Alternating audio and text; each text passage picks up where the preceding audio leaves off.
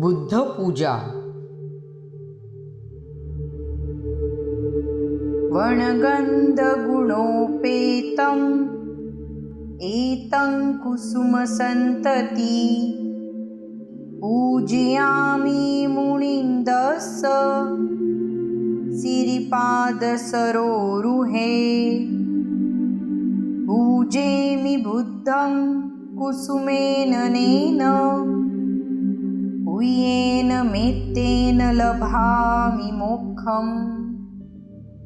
पुष्पं मिलायति यथा यदं मे कायो तथा याति विनाशभाव। घनसारपदितेन दीपेन तमधंसिना तिलोकदीपं सम्बुद्धं पूजयामि तमोनुदम्। सुगन्धिकाय वदनम् अनन्तगुणगन्धिना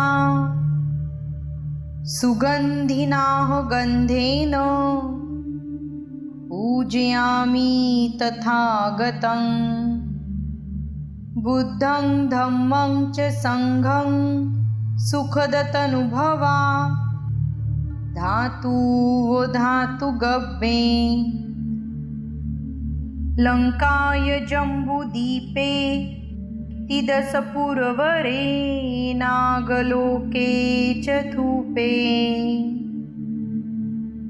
सभ्ये बुद्धस्य बिम्बे सकलदशदिशे केशलोमादिधातु वन्दे।